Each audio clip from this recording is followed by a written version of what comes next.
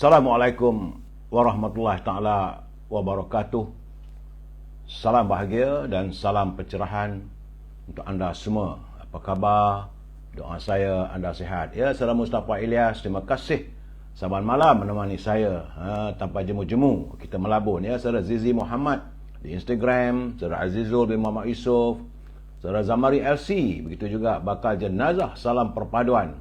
Saudara ini Tida, Hajah Comel, saudara Mak Saad, saudara pegawai Azmil, saudara Rosli Le, begitu juga Badrul Zaman, saudara Zakaria Husin, saudara Adi Warna, Awang Yusof, dan Zakaria di Instagram, saudara Nuai, Anggrik Lara, Openg Temu di TikTok, Habib Niaga, begitu juga Puan Nur Syah Arsyad, saudara Fazil Yub, saudara Abdullah bin Long, saudara Azizul Mak Yusof dari Bangsa, Kuala Lumpur, Lan Basung, saudara Kamarul Azhari, Fatimah Man Ali, Rubidin, apa khabar Abi? Jo Jahaidi, salam dari Sabah Jo.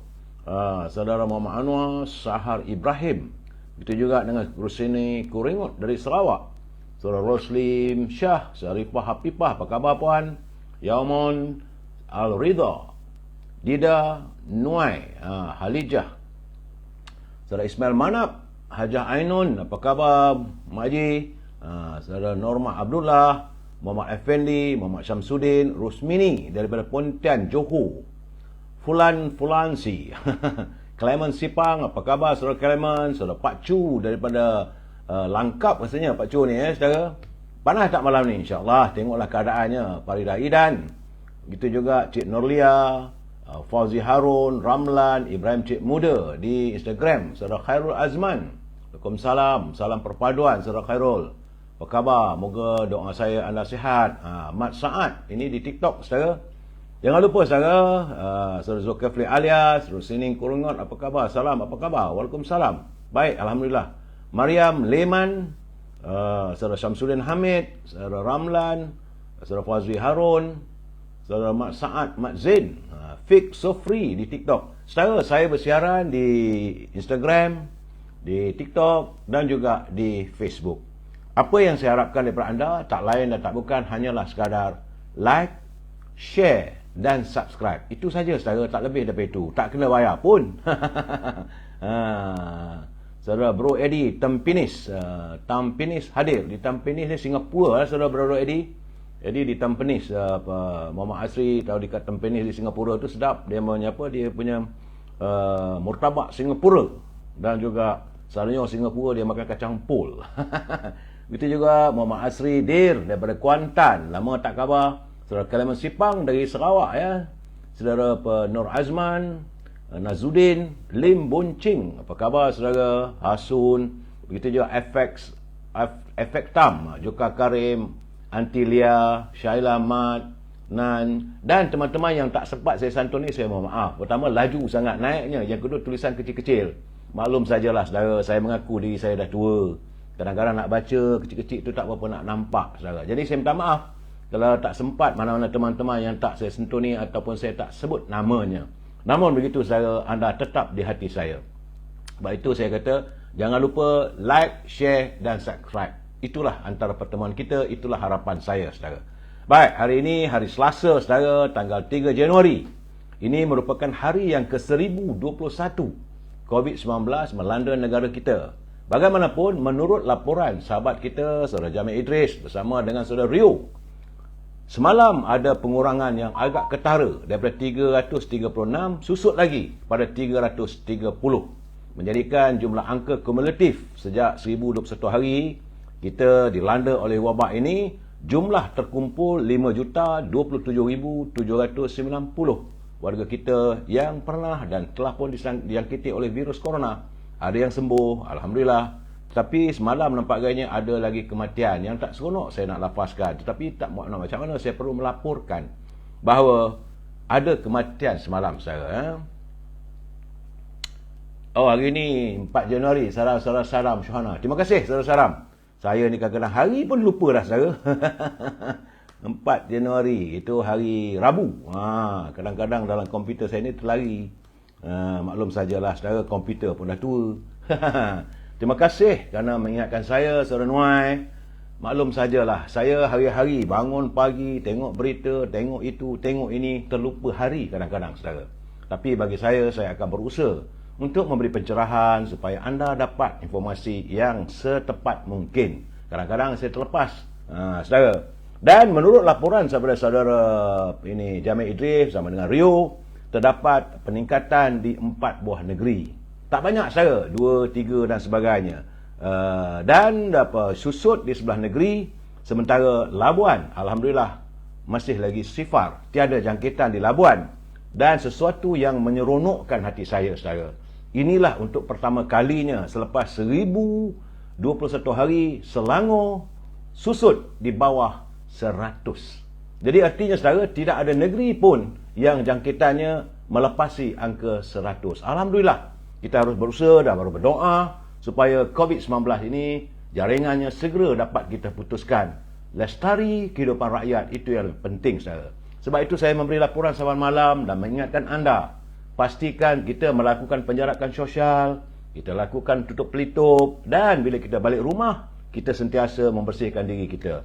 Lain tak ada, kitalah menjaga diri kita, di mana keluarga kita juga berletak tangan kita saudara. Kalau kita menjaga kebersihan, insya-Allah.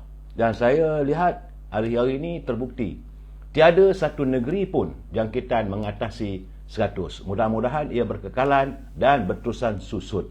Doa kita saudara. Bagaimanapun apa yang berlaku sekarang ni memanglah agak menggusarkan kita. Kerana di negara China jangkitannya sudah pun berulang balik. Itu keadaannya. Sebentar lagi kita akan bercakap soal ini saudara. Usai pencerahan tentang COVID, kita masuk segmen e-commerce. Ini berniaga saudara. Saya minta teman-teman, kalau anda punya produk, bolehlah menghubungi Al-Azhar untuk membolehkan saya mewawarkan produk anda. Al-Azhar boleh saudara hubungi di talian 0113304141. Dia berniaga setangi Al-Baqur dan minyak wangi. Minyak wanginya antaranya kegemaran saya iaitu Amir Al-Khud yang dibuat berasaskan kepada pati kayu gaharu. Segar bila kita pakai saudara. Kalau anda tidak dapat berhubung dengan Al-Azhar, boleh juga menghubungi Siti Farehah. Tapi bila anda hubungi Siti Farehah, jangan lupa sebab dia memasarkan dendeng manis Siti Farehah. Sedap dimakan, boleh makan dengan nasi sebagai lauk. Kalau kita buat porridge, letakkan dendeng manis Siti Farehah, berselera saudara. Letak atas roti, lebih sedap daripada hotdog ataupun burger saudara. Boleh hubungi Siti Farehah di talian 0177114300. Saudara Luqman Abu, saudara hamba Tuhan katanya.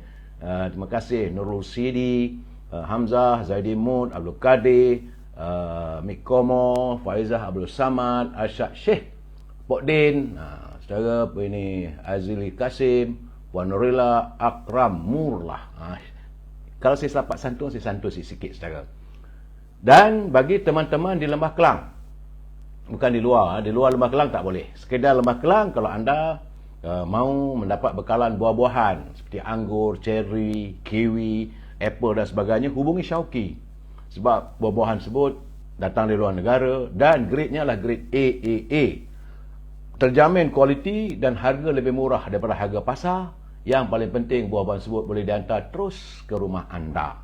Akhir sekali saya, jangan lupa, ini makanan kegemaran saya, popiah sira Lady Maria. Memang sedap saya. Mengasyikkan. Dia bila kita makan sambil melabur ni sedap. Harganya pun murah saya. Rasanya pedas, rangup dan manis. Sila hubungi saudara Nizam di talian 019-435-1203. Sabar Kuih Ramli, sabar. Tak sabar nak tahu tajuk malam ni. Sabarlah saudara. Dalam hidup kita ni kena ada sabar. Wa'amilus sabirin, saudara Kuih Ramli. Saudara Mak Radi, terima kasih. Saudara Jejak Warisan, saudara Jamaluddin Muhammad, saudara SL Service Absorber, Warung Kudak-Kudapan, saudara Abu Samah. Saudara, kita masuk segmen naluri kehidupan. Ini juga bagi saya akan kekal dengan cara saya. Kita saling ingat mengingati saudara. Itu saja sebagai insan kerdil di dunia ini. Tak lama pun kita nak tinggal di dunia ini. Yang akan kita tinggalkan dunia yang fana ini saudara. Satu ketika dulu, saudara, Sayyidina Umar Al-Khattab ada menyampaikan pidatonya kepada para sahabatnya di Jabiyah, iaitu sebuah perkampungan. Katanya, duhai sekalian manusia, aku berdiri di hadapan kalian sebagaimana berdirinya Rasulullah SAW di hadapan kamu. Dan baginda berpesan, akan datang dan tersebarlah kedustaan, sehingga seorang bersumpah tanpa diminta untuk bersumpah. Kemudian seseorang memberi kesaksian padahal ia tidak diminta. Ingatlah, kata Sayyidina Umar Al-Khattab lagi, jangan berdua-duaan antara seorang laki-laki dengan seorang wanita yang bukan muhrimnya, kerana yang ketiganya turut bersama adalah syaitan. Perlulah kamu selalu bersama-sama jamaah. Janganlah kalian berpecah belah, kerana syaitan itu selalu bersama dengan orang yang bersendirian. Sedangkan terhadap dua orang itu, ia jauh lebih baik. Itu berjemaah, saudara. Barang siapa yang menginginkan kemewahan syurga, maka hendaklah ia berjemaah. Itu dia kuncinya, saudara. Banyak kita tak tahu. Barang siapa yang menginginkan kemewahan syurga, maka hendaklah ia berjemaah. Barang siapa merasa gembira dengan kebajikannya yang ia lakukan dan merasa tidak senang dengan keburukan atau kejahatan, maka dia adalah seorang mukmin. Ini hadis Sunan Tirmizi yang ke-2091, statusnya adalah hadis sahih, saudara. Jadi pengajaran daripada ungkapan kata-kata Sayyidina Umar Al-Khattab tadi, saudara, baginda Rasulullah SAW berpesan, kerana akan datang satu zaman di mana berleluasa orang yang suka bersumpah walaupun tanpa diminta, hanya semata-mata untuk membenar dan membuktikan kebenarannya. Saudara, sesuatu perkara supaya orang memberi kepercayaan kepadanya walaupun ia merupakan sumpah palsu. Rasulullah SAW juga berpesan, akan datang suatu zaman di mana berleluasa orang yang suka memberi kesaksian padahal ia tidak diminta untuk menjadi saksi, walaupun sebagai saksi palsu hanya kerana kepentingan peribadi.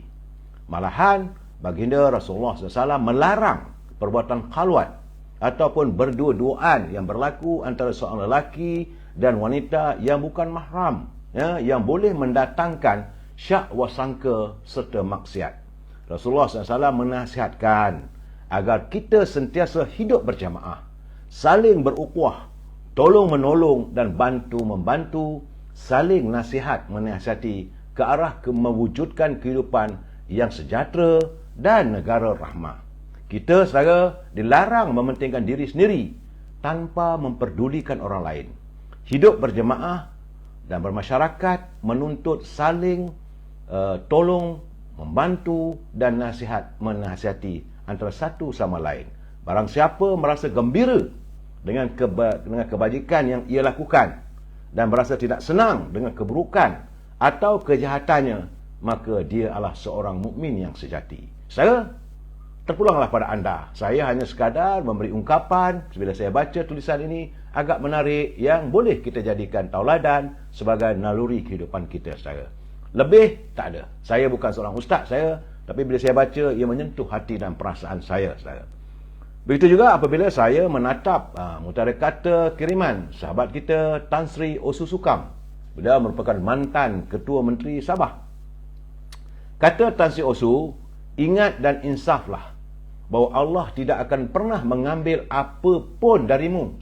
Jadi kita kena ingat dan insaflah bahawa Allah tidak akan pernah mengambil apa pun darimu tanpa rencana untuk menggantikannya dengan sesuatu yang jauh lebih baik.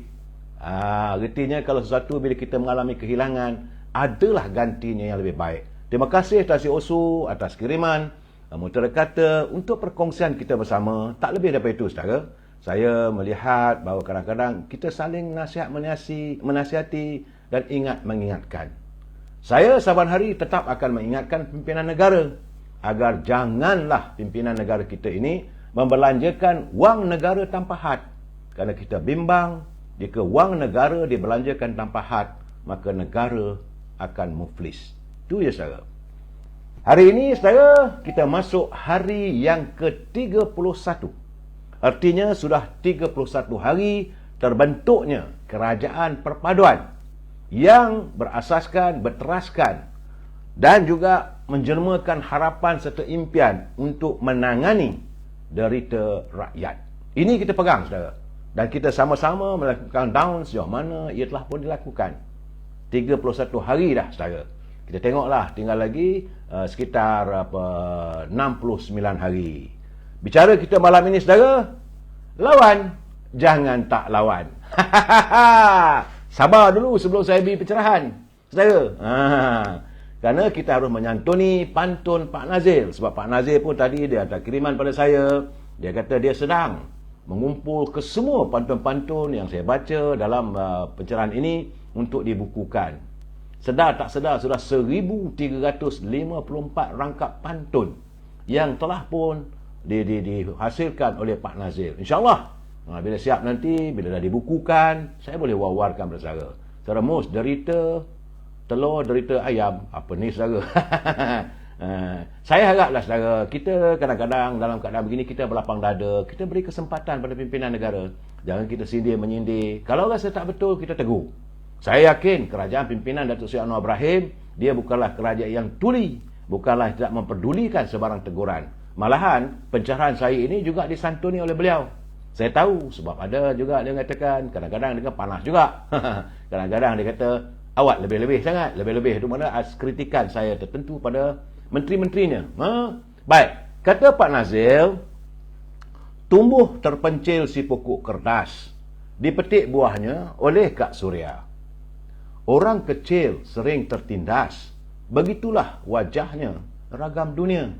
Jadi dalam dunia ini, saudara, seringkali orang terkecil, orang yang kecil, marahan, seringkali tertindas. Jadi Pak Nazil menyuarakan isi hatinya melihat kebejatan manusia. Dan bila dia mengatakan orang kecil sering tertindas, begitulah wajahnya ragam dunia.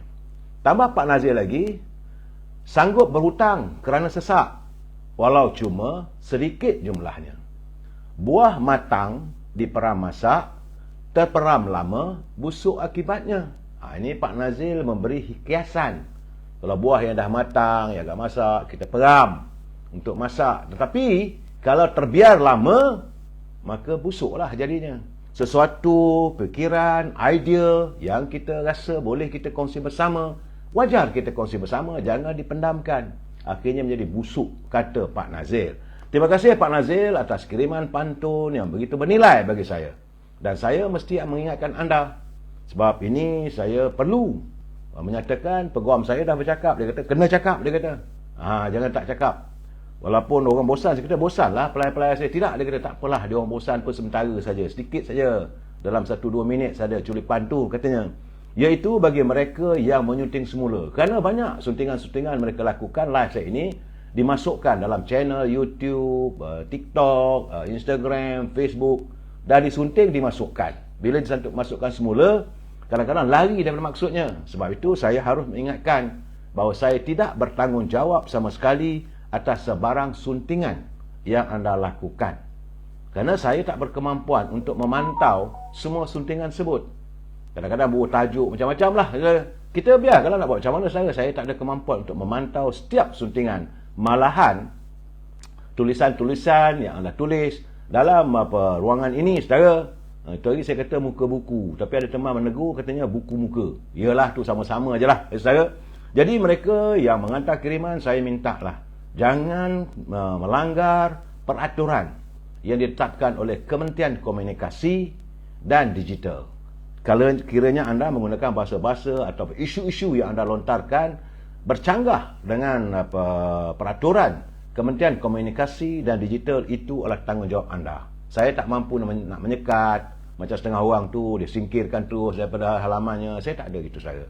Terpulanglah. Sebab saya selalu mengatakan ini pencerahan politik, di samping itu matlamatnya supaya kita berinformasi. Tak lebih dari itu. Dan prinsipnya kita mesti bersetuju untuk tidak bersetuju. Kalau saudara rasakan apa yang saya lontar saya tak bersetuju pun tak ada masalah.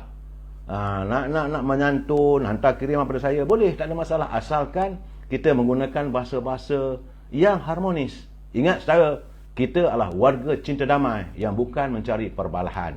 Banyak orang tanya, dia kata adalah, dia kata tulisan dalam tempat-tempat lain, dalam YouTube dan sebagainya, ada komen-komen Katanya ada orang belasah saya. Saya kata, apa masalahnya? Kalau orang balon saya, sebab saya tiap malam pun balon orang juga. Kita mesti bersetuju untuk tidak bersetuju. Ada teman saya telefon petang tadi, dia kata, jawablah, dia kata, dia balon ni teruk. Saya kata, saya hari-hari balon orang. Apalah salahnya kalau orang membalon saya sesekali? Barulah fair hidup ni, saudara. Dan saya kata, prinsipnya kita mesti bersetuju untuk tidak bersetuju. Selesai masalah, saudara. Jika ada masalah, santuni dengan bahasa-bahasa yang harmonis. Kerana kita adalah warga cinta damai. Saudara, panjang pula lecture saya hari ini. Baik, saudara. Hari ini kita bercakap tentang kedudukan COVID-19. Apabila saya tengok bernama melaporkan bahawa surveillance persekitaran COVID-19 yang mereka mengkaji menggunakan air kumbahan yang dilakukan sejak Jun hingga 31 Disember lalu merekodkan 96.5% ataupun 28 daripada 29 sampel dari pintu masuk antarabangsa dikesan mempunyai kehadiran virus SARS COVID-2 dengan varian Omicron. Ini bukan kumbahan biasa, saudara, di lapangan terbang. Ketua Pengarah Kesihatan Dr. Nur Hisham, Tan Sri Dr. Nur Hisham Abdullah berkata keputusan itu adalah hasil pengujian makmal kesihatan awam kebangsaan MKAK, manakala satu lagi sampel masih dalam proses pengujian. Saudara, bagi tempoh yang sama, saudara, MKAK turut menerima sejumlah 301 sampel dari 15 lokasi sentinel yang mewakili setiap negeri di negara ini. Jadi 288 sampel ataupun 95.7% dikesan adanya kehadiran SARS-CoV-2 yang positif Omicron. 3 tidak dikesan, manakala 10 masih dalam proses pengujian. Itu menurut Ketua Pengarah Kementerian Kesihatan. Jadi menurutnya persekitaran COVID-19 menggunakan air kumbahan melibatkan sampel dari PMA dan lokasi sentinel sejak Jun tahun lalu. Jadi beliau berkata surveillance tersebut bertujuan sebagai amaran awal melalui pengesanan kehadiran virus SARS-CoV-2 dalam sampel air kumbahan. Air kumbahan, air buangan, saudara. Bukanlah limbah, air kumbahan, saudara. Jadi untuk itu beliau menasihatkan warga supaya lebih berhati-hati. Dalam keadaan-keadaan begini, saudara, macam saya katakan, kita minta kalau boleh janganlah dibuka pintu kita, pintu negara kita seluas-luasnya. Bagaimanapun kabinet, itu anggota menteri yang bermesyuarat pada hari ini, kabinet menurut kenyataan Yang Amat Berhormat Datuk Seri Anwar Ibrahim telah pun memutuskan bahawa tiada sebarang larangan atau sekatan dikenakan terhadap pelancong dari mana-mana negara luar termasuk negara China untuk datang ke negara ini. Demikian kenyataan Yang Amat Perdana Menteri, saudara, Datuk Seri Anwar Ibrahim. Jadi katanya bagaimanapun kerajaan mengambil pendirian tidak mahu mendiskriminasikan negara China kerana melihat keadaan jangkitan wabak COVID-19 di beberapa negara lain termasuk Amerika Syarikat juga berdepan dengan situasi yang sama. Bagaimanapun, beliau berkata kerajaan akan memperketatkan kawalan sedia ada seperti penggunaan pengimbas suhu terhadap setiap pendatang asing di pusat immigration, khususnya daripada negara yang berisiko tinggi yang berlaku adanya jangkitan wabak. Kabinet tanpa ragu memutuskan bahawa aspek kesihatan adalah hal yang pertama, yang utama katanya.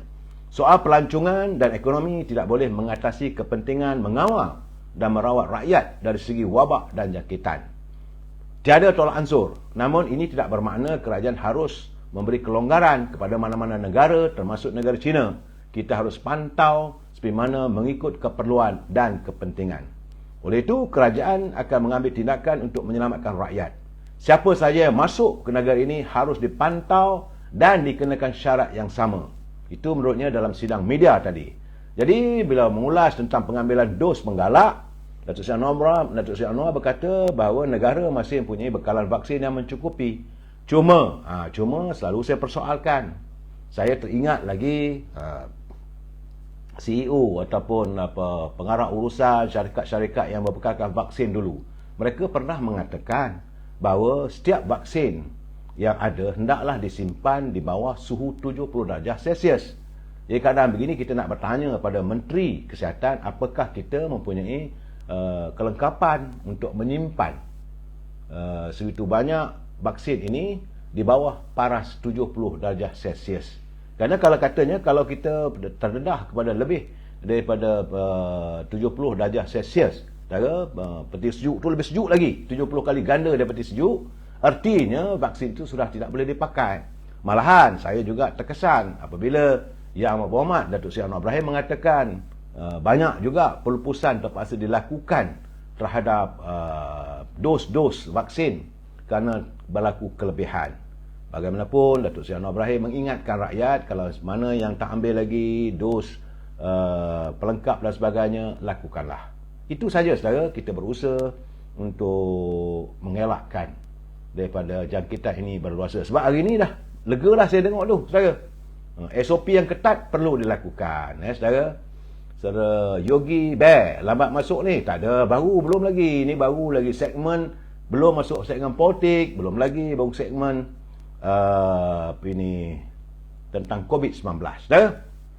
Saudara Zaidul Hakim, saudara Rochu, Greatest Mom, Rohani Jonet, saudara Bahar Taha, saudara Mislan Pasir, saudara Salam Hussein, Wan M. Bakri, Jamaliah Senan, begitu juga dengan saudara Mankind, Jetman, Hashha di TikTok. Saya seronok dengan TikTok ni, nama macam-macam ada. Ya, saudara Bahar Taha, saudara Osana, Osma, Pokku, TMZ. Roy Pa, salam dari Dungun, Terengganu. Apa khabar orang Terengganu? Dah tak ada banjir dah, mudah-mudahan segalanya beres. Baik saudara, sebagaimana saya katakan, hari ini hari yang ke-31 kerajaan perpaduan diwujudkan untuk menangani derita rakyat. Saya agak lega apabila bahawa harga petrol dan diesel kekal, tiada kenaikan, tak ada turun pula. Kita agak kalau boleh turun tapi kekal. RON 95 masih lagi didagangkan pada harga RM2.05 1 liter, RON 97 RM3.35 1 liter, dan diesel pada harga RM2.15 1 liter. Tiada kenaikan walaupun harga minyak pasaran dunia semakin meningkat saudara. Sampai itu saudara, kemudian bantuan awal persekolahan. Ini yang ditunggu-tunggu. Semalam, kemarin anak-anak dah ke sekolah. Bantuan awal persekolahan akan diberikan kepada semua pelajar-pelajar, murid-murid tanpa mengira had pendapatan ibu bapa dengan bayaran sebanyak RM150 seorang pelajar saudara. Kemudian kenaikan gaji tahunan tambahan khas pejabat awam grade 11 sehingga grade 56 akan menerima kenaikan gaji RM100. Kemudian bantuan khas kewangan diberikan kepada penjawat awam grade 56 ke bawah dengan bayaran sebanyak RM700, manakala untuk pesara kerajaan juga akan menerima sejumlah RM350. Ini merupakan bantuan-bantuan tambahan yang disediakan oleh pimpinan kerajaan hari ini. Lain tak ada saya, semata-mata untuk menangani derita rakyat. Cuma saya ingin mengingatkan anda, dan kita juga minta agar pihak kementerian atau kerajaan dapat memikirkan, kerana mulai tahun ini kos pembinaan untuk sektor perumahan dijangka akan meningkat sekitar 20 ke 30%. Kesan kerana ketidakketentuan ekonomi yang memungkinkan harga rumah dijangka naik mendadak pada tahun 2023 kerana kos pembinaannya turut meningkat. Selain dari itu, kenaikan bahan-bahan seperti bahan besi, simen, pasir, malahan kos upah serta pembiayaan daripada bank turut melonjak. Demikian menurut pengarah CPI Lands dan Berhad, itu sebuah syarikat pembangunan hartanah, iaitu saudara Chun Shan Tat. Dia katanya bahawa harga tanah, harga rumah akan meningkat tahun ini. Jadi keseluruhan kos meningkat antara kadar 20 hingga 30%. Artinya harga rumah tentulah akan meningkat. Jadi saudara bertabahlah, dan kita harap agar pimpinan negara dapat mengkaji bagaimanakah caranya untuk mengurangkan beban ini. Suka tak suka, ekonomi dunia masih lagi belum keadaan yang menentu. Saya rasalah kalau boleh elok kita tunggu sehingga 23 Februari apabila Yang Amat Berhormat Datuk Seri Anwar Ibrahim membentangkan persoalan ekonomi dalam bajet negara bulan Februari nanti saudara. Itu tentang ekonomi kita saudara. Baik. Semalam saya dah tegur.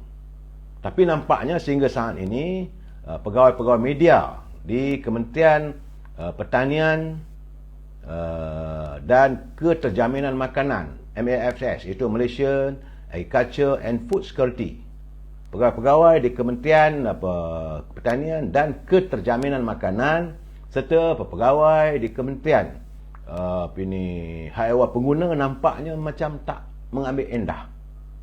Itu bagaimana persoalan saya katakan bahawa sebaiknya menteri tidaklah mengumumkan sesuatu yang boleh jadi senda-loka rakyat. Lebih-lebih lagi persoalan tentang yang menyentuh perkara yang tak disuka oleh warga bangsa Melayu. Kalau Menteri Melayu mengumumkan sesuatu yang tak disukai, tak digemari, dibenci oleh orang Melayu, tak payah nak diumumkan. Senyapkan saja, iaitu tentang isu harga kinzir. Semalam dia dah bagi tahu akan dibawa, dimusyaratkan dalam kabinet berhubung dengan kenaikan harga kinzir dan bekalan dan sebagainya. Malahan saya lihat yang bawa Perdana Menteri pun tak sebut perkara itu. Jadi saya harap Abang Mat kena lebih sensitif dalam soal ini. Bagi tahu pegawai, carilah upaya bagaimana persoalan ini tidak lagi dijadikan bualan. Saya tengok saudara bagaimana warga net banyak boleh dikatakan hampir di setiap TikToknya, dalam Instagramnya, dalam YouTube, dalam WhatsApp saya terima. Allah, saya bersimpatilah juga dengan Abang Mat dan juga Datuk Salahuddin Ayub apabila orang mempersedakan. Antara dia kata, tengok tu, dia kata serta satu berita baik untuk penggemar daging babi. Astaghfirullahalazim. Inilah keadaan saya. Jadi ia merupakan masalah keperluan asas. Ini cuma keperluan asas bagi warga bukan Melayu yang nak sambut Tahun Baru Cina. Jadi sebab itu saya katakan semalam, biarlah persoalan ini dihebahkan, dimaklumkan melalui media dalam bahasa Mandarin. Bila masuk dalam media bahasa Melayu, orang Melayu tengok, ini jadi bualan dan dipersenakan orang. Saudara hang duk mana tu, dia kata penasihat Salahuddin tu, carilah orang bijak sikit, betul saudara. Dan saya nampak yang terkesan tentulah Abang Mat Sab. Saya tengok ini ramai, banyak sangat saudara. Saya bersimpati dengan jemaah menteri kerajaan yang Muhammad Datuk Seri Anwar Ibrahim sudah dipersenda dan diperolok-olokkan. Jadi saya haraplah menteri-menteri ambillah iktibar. Cukup-cukuplah kita menghadapi masalah begini akhirnya menimbulkan polemik di kalangan rakyat. Saya kalau tak perlu tak payah nak bercakap saudara. Begitu juga dengan persoalan tentang kita setuju, kita berterima kasih kepada Yang Amat Berhormat Menteri Besar Kedah Datuk Sanusi. Beliau telah pun mengarahkan mulai hari Ahad lepas semua premis judi ditutup. Alhamdulillah. Sebagai umat Islam kita sepatutnya berlapang dada, jangan kita persoalkan. Sebab ini menyentuh soal akidah. Ini soal hukum saudara. Cuma yang saya lihat ada pula berita-berita yang mengatakan di Sungai Petani perkara ini berlaku. Di Sungai Petani kira-kira terdapat 14 buah kedai yang masih lagi menjual nombor ekor secara haram. Ini tadi memanglah ada persoalan yang disentuh oleh Yang Amat Berhormat Menteri Besar Kedah Datuk Sanusi. Dia kata dia nak santuni yang berlesen dulu. Okey, tapi kita mengharapkan agar usahakanlah supaya yang penjual-penjual, peniaga-peniaga nombor haram ni ini bekerjasamalah dengan pihak berkuasa. Sebab katanya terdapat Sinar Harian ada melaporkan terdapat lebih kurang 14 kedai di sekitar Pekan Sungai Petani. Mereka menjalankan perniagaan di sebalik restoran, kedai internet, kedai barang-barang. Ialah memanglah ini warga bukan Melayu yang meniaganya pun saudara. Kebanyakan memang dari dulu lagi pun orang Melayu mana boleh meniaga judi.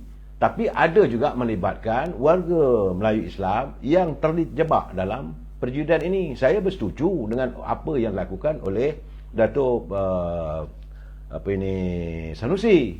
Saya selalu katakan saudara, walaupun kita berbeza pandangan, berbeza ideologi politik, kalau dia buat baik kena sokonglah. Hari ini dia mentadbir kerajaan di Kedah. Dia kata dia batalkan sama sekali. Dan kita kena sokong. Jangan pula kita mengkritik. Ini tak boleh saudara. Kita adalah warga Cita Damai, kita lihat satu yang baik, kita kena sokong. Sebab itu saya mohon agar teman-teman dari kalangan parti-parti yang bertentangan dengan UMNO, dengan Pakatan Harapan, kalau satu yang usulkan oleh Yang Amat Perdana Menteri, kena kita sokonglah kalau betul-betul.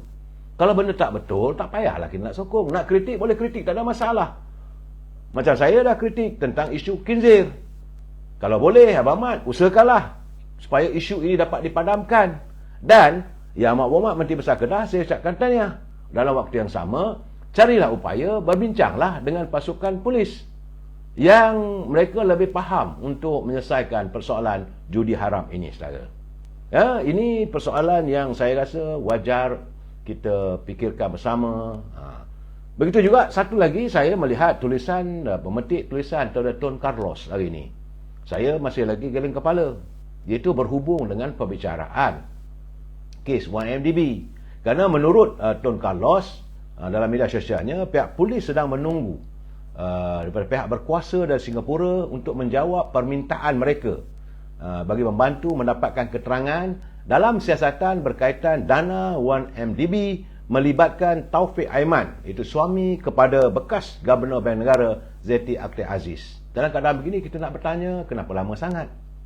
Usahakanlah secepat mungkin. Saya yakin bahawa pihak polis Singapura tentulah mereka sudah mempunyai maklumat yang tepat. Demikian menurut pengarah Jabatan Siasatan Jenayah Komersial Bukit Aman, iaitu Mak Kamurin Din, dia kata pihaknya telah menghantar butiran yang dimohon di Singapura. Kita sedang menunggu jawapan mereka, katanya dalam sidang media di Kolej Polis.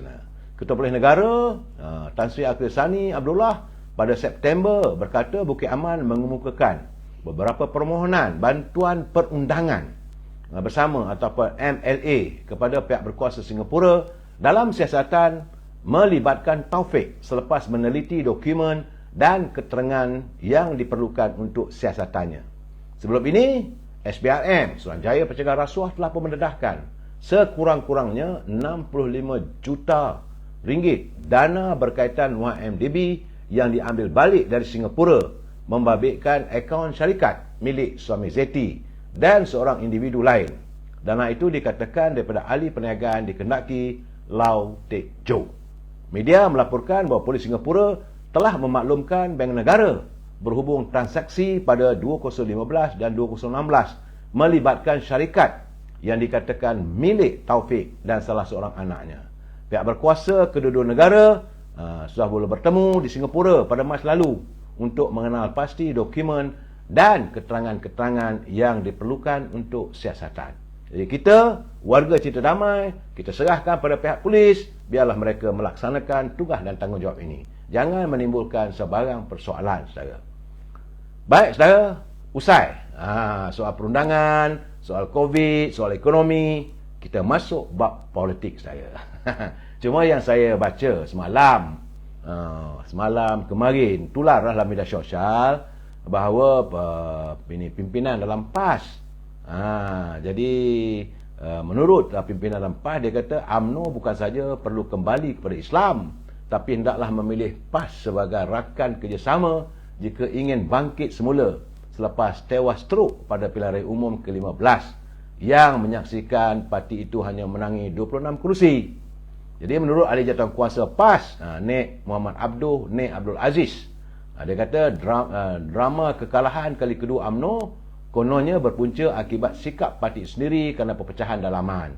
Kita bersetuju memang ada perpecahan dalaman, tetapi saya nak bagi tahu pada Yang Berhormat Nek Muhammad Abdul, masalah kita dengan PAS ni bukannya masalah dalaman, bukan masalah luaran, tapi masalah sikap PAS sendiri.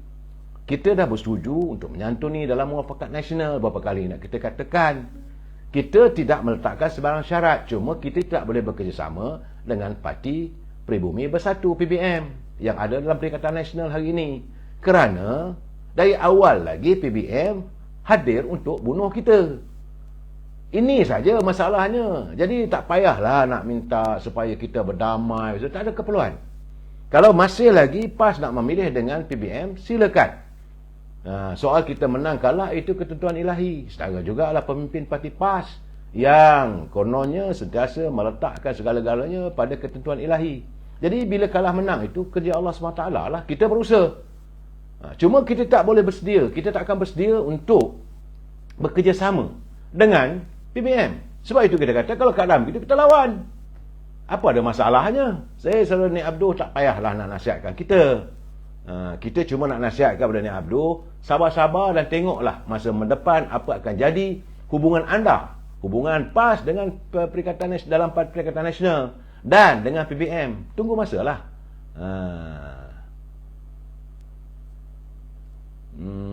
Okey, saudara. Baik. Dan hari ini saya berkeyakinan ramailah ahli-ahli politik sekarang ni dah mula panas buntut. Kerana sejak Datuk Seri Anwar Ibrahim mengumumkan dalam siaran sempena malam tahun baru tu bahawa ramailah mereka sedang pun akan diburu oleh pegawai-pegawai penyiasat, sama ada pihak polis maupun pihak Suruhanjaya Pencegah Rasuah. Kita amat bersetuju dengan tindakan yang dilakukan oleh Yang Amat Perdana Menteri, tapi mereka tidak bersetuju. Beberapa kertas siasatan, kabarnya saya difahamkan beberapa kertas siasatan telah pun dibuka dan menanti tindakan undang-undang yang bakal diambil terhadap mereka yang dirasakan bersalah. Itu sebenarnya saya, sebab itulah sekarang ni saya, jalan terbaik bagi mereka yang terjebak. Mereka tahu sendiri.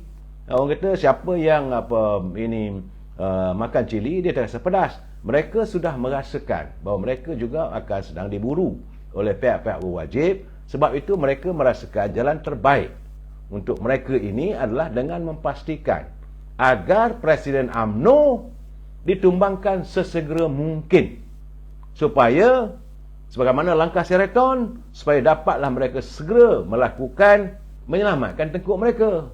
Kerana apabila berlaku keadaan begini, siapa saja yang mengambil alih pimpinan dalam UMNO, dia boleh meletakkan syarat bahawa semua ahli-ahli Dewan Barisan Nasional boleh menarik sokongan kepada kerajaan Yang Amat Berhormat Datuk Seri Anwar Ibrahim. Bolehlah diadakan rundingan. Kalau tak ambil tindakan pada kami akan sokong. Kalau nak ambil tindakan juga, kami akan tarik sokongan. Saya katakan, saya nak berpesanlah pada mereka ini, itu hanyalah sekadar wishful thinking. Dengan Datuk Seri Anwar Ibrahim, tak payah nak ugut. Kalau benar anda dapat menguasai UMNO, tak payah nak ugut. Datuk Seri Anwar Ibrahim dia tidak akan tunduk kepada sebarang ugutan.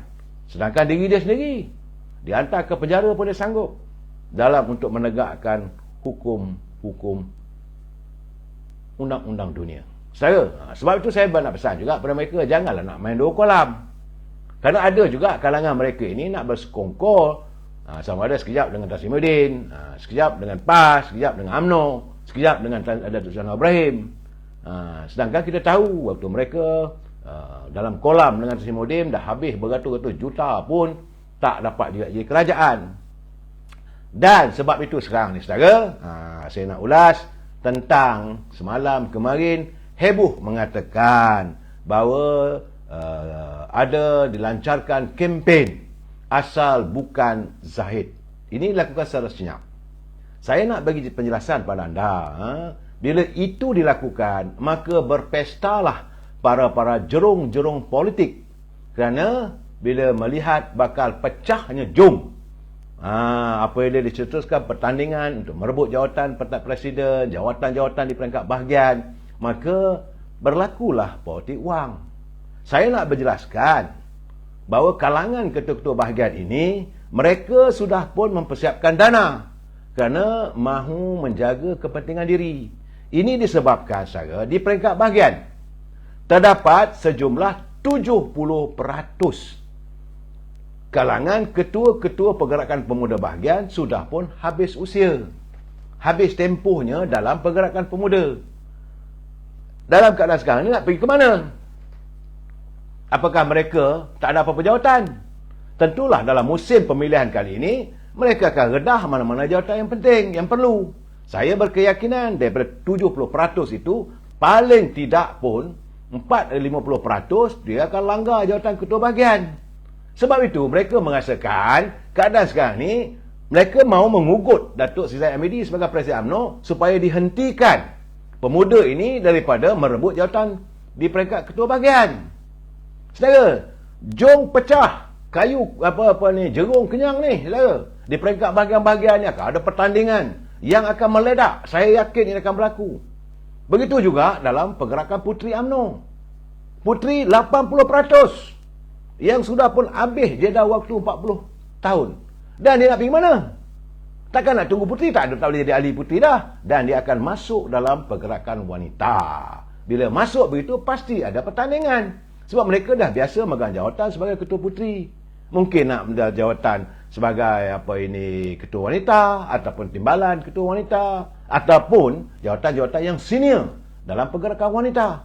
Bila ini berlaku, tentulah mencabar dan juga meletakkan kalangan mereka ini dalam keadaan yang terumbang-ambing. Sebab itu saya tak ambil kisah. Sama ada berita lah, ini adalah portal yang bersimpati dengan Perikatan Nasional dan matlamatnya nak memecah belahkan warga UMNO, menunjukkan seolah-olah Presiden UMNO ini dibenci oleh peringkat bahagian. Bukan begitu saya. Bukan. Sebab ketua-ketua bahagian ini akan dilanggar oleh ketua-ketua pemuda. Jangan lupa saudara, ketua-ketua pemuda juga merasa mencengkam dengan tindak tanduk ketua-ketua bahagian. Apabila 80% calon-calon pilihan raya yang lalu, mereka melihat bagaimana pimpinan bahagian melakukan sabotaj. Bila mereka tidak dipilih sebagai calon dan Presiden UMNO meletakkan calon muka baru, terdiri daripada kalangan ketua-ketua pemuda.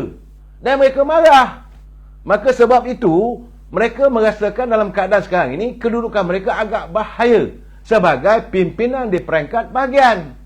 Sebab itu, mereka cuba mewujudkan satu ketumbukan. Maka disebutlah bahawa ketua-ketua bahagian mula mewujudkan suasana asal bukan Zaid Ahmadi. Matlamat satu saja. Mereka akan berusaha untuk berjumpa dengan Presiden, menjadi perbincangan. Okey, letakkan syarat supaya pemuda-pemuda tak boleh langgar. Wanita pun begitu juga. Paling-paling tidak pun ketua pemuda bolehlah bertanding naik ketua bahagian saja. Saya katakan kalau bertanding naik ketua bahagian, apa jadi naik ketua bahagian yang ada sekarang? Apa nak jadi pada timbalan ketua bahagian sekarang? Tentu akan berlaku perbalahan. Inilah sebabnya saya katakan seboleh mungkin Presiden dahlah bagi kata dua. Presiden mencadangkan mungkin malam besok Majlis Tinggi akan bersidang. Dan ramai beberapa orang ketua-ketua bahagian telah pun membuat cadangan supaya kalau boleh untuk mententeramkan keadaan dalam saat-saat begini, redakanlah. Sebab kita akan menghadapi pilihan raya negeri. Redakan suasana, jangan ada pertandingan dalam parti, kekalkan status quo. Cuma pemuda ni juga mencengkam. Kerana pemuda pertama sekali mereka nak menunjukkan bahawa mereka berterima kasih pada Presiden. Sebab itu mana ketua bahagian yang dilihat tidak sealiran pemikiran dengan Presiden, mereka akan langgar. Kerana ialah mereka telah pun diberi kesempatan oleh Presiden UMNO bertanding dalam pilihan raya lepas. Saudara jangan lupa 70% daripada 191 bahagian. Kalau 191 bahagian, 70% artinya sekitar dalam 120 bahagian, 130 bahagian akan berlaku pertandingan merebut jawatan ketua bahagian. Sebab itu sekarang ni mereka menunjukkan sekali-sekali banyak pimpinan bahagian minta asalkan bukan Zaid Ahmadi. Lain tak ada saya. Kerana mereka merasakan jawatan mereka sudah tergugat di peringkat bahagian. Ketua-ketua pemuda marah ni. Dapat wang untuk belanja pilihan raya disimpan, tidak digunakan untuk memenangkan calon-calon yang bertanding. Pemuda juga merasakan bagaimana diri mereka disabotaj oleh pimpinan bahagian. Begitu juga ketua-ketua wanita. Mereka merasakan bahawa ada percaturan politik yang tidak sihat yang dilakukan onarnya oleh pimpinan bahagian. Jadi dalam keadaan begitu, mereka kata dalam keadaan begini, mereka menanti waktu untuk langgar. Sebab itu saya kata lawan aja lah, apa ada masalah. Cuma kita tunggulah besok apa kata Majlis Tinggi UMNO. Kita bagi saya melihat, saya ada kawan-kawan telefon saya. Dia kata, dalam keadaan sekarang macam mana Zaid Ahmadi ni? Dia akan dilanggar. Lupa juga saya nak ucapkan selamat hari jadi lah. Sebab petang tadi saya dah ucapkan. Mungkin teman-teman pelayar bahawa hari ini adalah hari jadi Presiden UMNO yang ke-70. Dan teman-teman telefon saya. Dia kata macam mana kedudukan Presiden? Saya kata apa masalahnya? Dia bukan orang yang takut untuk bertanding. Sebab itu dia antara Presiden UMNO memangku saya jawatan Presiden UMNO, maka dia membuka laluan. Boleh lawan. Zaman beliau lah dari awal lagi pegang jawatan pemangku, dibenarkan semua bertanding. maka berlaku pertandingan antara ada waktu itu yang Muhammad Tengku Razali Hamzah bertanding, Khalid Jamudin bertanding, dan dia sendiri bertanding. Ali memilih Datuk Seri Zahid sebagai presiden. Dan beliau tidak akan takut, dia akan buka lagi. Banyak kawan kata tak payahlah kalau begitu, janganlah jawatan presiden, timbalan presiden ditandingi. Dia kata nak, kita kena meraihkan demokrasi. Artinya dia tak takut. Cuma yang menjadi masalah, saya nak jawab, kerana adanya tulisan kononnya ramai ketua-ketua bahagian membuat satu kelompok asal bukan Zaid Ahmadi. Mereka lakukan ini semata-mata untuk menyelamatkan diri mereka. Dan mereka tak tahu bahawa mereka juga sekarang ni dalam keadaan tak selamat. Mereka akan dilanggar oleh ketua-ketua bahagian, ketua-ketua pemuda. Mungkin juga naib ketua bahagian. Mungkin juga timbalan ketua bahagian. Sebab ketua pemuda akan bertanya dengan timbalan ketua bahagian. You nak pergi ke mana? Kalau you tak naik ke atas, I langgar you. Ataupun, I langgar ketua bahagian. Ataupun dia bercakap dengan naik ketua bahagian. Macam mana kedudukan sekarang? Takkan nak kekal yang lama? Saya macam mana? Saya adalah ketua pemuda. Berartinya saya akan masuk bertanding menawarkan diri sebagai naib ketua bahagian. Ataupun timbalan ketua bahagian. Kalau you studi, kita berpakat, kita langgar ketua bahagian. Ini akan berlaku boleh dikatakan di semua bahagian. Sebab itu saya tak heran bila ada teman-teman bertanya dengan saya, macam mana ni? Kenapa jadi begitu? Ini kerana di peringkat bahagian, ketua-ketua pemuda sudah lama menantikan saat untuk mereka pula mengambil alih kepimpinan di bahagian. Saya kena faham benda begini. Saya tak tahulah orang lain cakap. Sebab itu saya kata, belum dia nak mengkritik tentang kepimpinan presiden, saya kata, hello brother, tengok dulu rumah sendiri. Jangan sedap-sedap bercakap. Suruh presiden letak jawatan, suruh presiden bergundur. Ketua-ketua pemuda tidak senang dengan saranan begini. Saya menerima panggilan banyak daripada ketua-ketua pemuda, daripada Johor khususnya. Begitu juga daripada Kedah, daripada Terengganu, daripada Kelantan. Mereka mengatakan, this time kami tak nak lagi dah. Sebab adanya ketua bahagian sekarang ni, mereka inilah punca UMNO itu dalam keadaan yang bergolak. Orang mengatakan bahawa perbalahan dalam UMNO, puncanya, kita kalah, inilah sejarahnya. Dan mereka meletakkan kesalahan pada Zaid Ahmadi. Akhirnya ketua-ketua pemuda mengatakan ini bukan salah ketua presiden. Yang salah adalah ketua-ketua bahagian. Saya dah cakap bahawa bukan ketua saja, kita pun salah. Peringkat ahli akad umbi, kita membenarkan suasana begitu didominasikan oleh peringkat bahagian. Salah Khairul Azman Anwar Hassan 148 yang mati penyokong dan baruah dan macam parti bersatu. Saya ginilah saudara Khairul. Saya parti orang lain kita tak cakap. Sebab saya orang UMNO, saya cuma bercakap tentang parti UMNO. Sebab saya melihat adanya tulisan yang disiarkan kononnya ramai ketua-ketua bahagian membuat perkumpulan secara senyap ke, secara berkumpulan, kempen asal bukan Zaid Ahmadi. Kenapa ini berlaku? Sebab mereka sedang dalam miang. Mereka dalam kegelisahan kerana mereka akan dilanggar oleh pimpinan ketua-ketua pemuda ataupun naik-naik ketua bahagian ataupun timbalan ketua bahagian. Ya, waktu mereka bertanding, mereka disabotaj. Mereka ini pasti akan berlaku pertandingan di peringkat bahagian. Seandainya mereka tidak lagi menjadi ketua bahagian, maka akan sampai pula Biro Siasatan Negara ataupun Biro Suruhanjaya Pencegahan Rasuah pun mungkin datang. Ini masa jadi ketua bahagian dulu apa jadi? Soal tanah ni macam mana? Bagaimana isu tanah ini boleh dipindahkan? Waktu you jadi ketua bahagian, kenapa ini berlaku? Ini menjadikan kengerian kepada mereka. Dan mereka tak tidur malam sekarang, saya. Begitu juga mantan-mantan menteri ini pun. Dia orang tak tidur malam. Sebab itu cara yang terbaik, serang Presiden UMNO dulu. Patahkan dulu, kononnya patahkan kaki ini Anwar Ibrahim, maka barulah mereka berjaya untuk menawan kembali di Putrajaya. Saya kata ini wishful thinking. Jangan mimpi kalau nak menggunakan jawatan dalam UMNO, mengugat atau mengugut Datuk Seri Anwar Ibrahim. Saya kata main jauh-jauh. Saya bukan nak memuji Datuk Seri Anwar Ibrahim, tidak. Dia tidak akan tolerate dengan keadaan begini. Dia senyum saja. Sebab dia pernah mengalami, dia pernah jadi timbalan Presiden UMNO. Jangan lupa saudara, waktu Datuk Seri Anwar Ibrahim jadi timbalan Presiden UMNO, tim wawasan boleh dikatakan 90% ketua-ketua bahagian menyokong beliau. Tapi akhirnya semua sokong balik Datuk Mahathir dan beliau tersingkir. Ini kenangan silam yang tidak akan dilupakan olehnya. Saudara Man, sudah berpolitik. Saya perlu memberi pencerahan, Saudara Man. Saya tak berpolitik. Saya memberi pencerahan apa yang akan berlaku sebab kerana saya melihat ada tulisan yang mengatakan bahawa segerombolan ketua-ketua bahagian mula membuat kempen asal bukan Zaid Hamidi. Jadi saya mengatakan mereka ini adalah kerana dibayangi takut pada bayang-bayang sendiri mereka akan dilanggar oleh pimpinan ketua bahagian. Saya bersetuju dengan Saudara Men. Cukup-cukuplah kita berpolitik. Tapi macam mana kita nak menghentikan kemarahan daripada pimpinan pemuda yang hari ini merasakan bahawa diri mereka telah terinaya. Setelah mereka dipilih jadi calon, mereka disabotaj oleh pimpinan bahagian. Saya tak boleh buat apa. Jangan menyalak. Saya tak tahulah Khairul Azman saya nak kata apa. Saya kata jangan menyalak apa yang saya tak menyalak. Saya cuma memberi pencerahan. Tak lebih daripada itu. Saudara Razak Yusof, bosanlah demo ni. Bosan, kenapa saya memberi pencerahan? Saudara Aisyah, kenapa Memimpin PAS sibuk sangat nak jaga parti lain? Itu masalah. Saya dah bagi tahu ini pencerahan tentang sesuatu berhubung dengan parti UMNO.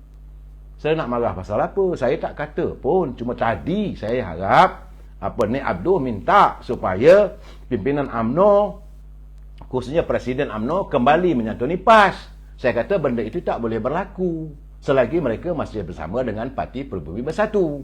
Itu saja. Lebih saya tak nak santuni. Lebih saya tak nak bercakap. Kalau nak bersama dengan UMNO, tak ada masalah. Tinggalkan Perikatan Nasional bersama dengan UMNO, masuk dalam Pakatan Harapan.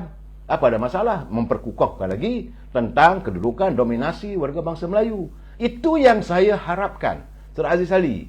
Jadi saya bukan nak mempercerita orang, tak ada. Dan saya nak menjelaskan sebab sekarang ni sudah ada gerakan. Jadi mereka mencari alternatif. Siapa pula calon-calon yang sesuai untuk dilagakan dengan Presiden? Saya katakan teruskan, tak ada masalah. Presiden UMNO dia bukan jenis orang penakut. Nak langgar-langgarlah. Dia pun lebih kurang macam Datuk Seri Anwar Ibrahim juga. Sebab zaman pemudanya dididik sebegitu. Waktu Datuk Seri Anwar Ibrahim sebagai timbalan Presiden, beliau sebagai ketua pemuda, beliau dididik untuk tidak pernah takut. Saudara Pak Khairul, media, BN kata Datuk Seri Kamal Amih, ya okey. Terima kasihlah saudara. Saya nak cakap benda sekarang ni satu saja. Punca ketua bahagian mewujudkan suasana begini kerana mereka diburu ketakutan. Mereka akan dilanggar oleh ketua-ketua pemuda yang sudah habis usia. Ini realiti. Supaya ahli-ahli UMNO faham, jadi begitu. Bukanlah kerana kebencian. Mereka kalau boleh nak berjumpa dengan Presiden UMNO, nak adakan satu tolak ansur. Jangan suruh ketua pemuda bahagian lawan saya. Saya akan sokong Datuk Seri Presiden. Saya kata kalau nak buat begini pun wishful thinking. Datuk Seri Zahid Hamidi tidak akan tolerate benda begitu. Sebab kita nak menyuburkan demokrasi. Mereka sebut soal demokrasi. Kita mesti adakan demokrasi. Jawatan Presiden mesti dilawan. Jawatan timbalan Presiden mesti dibuka. Adakan pertandingan. Tak ada masalah. Anda harus bersedia pula di perangkat bahagian. Jangan pula perangkat bahagian tak boleh. Ketua pemuda tak boleh. Demi perdamaian, kita jagalah bahagian kita ni. Jadi ketua pemuda tak payah bertanding. Ketua pemuda di mana? Ketua puteri jangan bertanding. Ketua puteri nak pergi mana? Timbalan ketua bahagian jangan bertanding. Timbalan ketua bahagian nak pergi mana? Naib ketua bahagian tak boleh bertanding. Nak pergi mana mereka? Jadi kalau di rumah anda tak bagi. Di luar anda minta. Bahagian agak.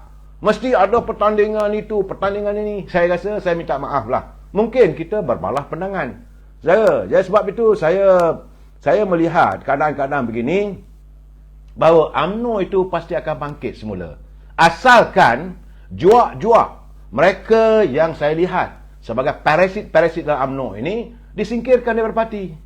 Ketua-ketua bahagian yang selama ni melalak, mereka menggunakan kedudukan lain tak ada untuk mendapat jawatan sebagai wakil rakyat. Dan saya kecewa juga melihat mereka yang telah pun diberi kesempatan oleh pimpinan menjadi wakil rakyat. Ada yang jadi menteri, ada yang jadi timbalan menteri, ada yang jadi pengurusi GLC dan sebagainya, dapat mengumpul kekayaan. Ujung tahun pergi bercuti luar negara. Tapi apa yang mereka lakukan? Bukan untuk menyantuni parti. Bukan untuk menyantuni rakyat. Bawa cuti sana, cuti sini, lain tak ada. Saya nak kekal sebagai ketua bahagian. Itu dah tak betul. Saya mengharapkan bahawa UMNO perlu menyantuni persoalan ini, dan ada ketua bahagian yang talam dua muka, Saudara Razak. Setuju. Mereka bukan talam dua muka, musuh dalam selimut. Sebab itu saya yakin sudah ada dalam pemerhatian yang amat berhormat Datuk Seri Presiden kita. Kita tunggu malam esok. Wabillahi taufiq wal hidayah. Assalamualaikum warahmatullahi wabarakatuh. Selamat malam.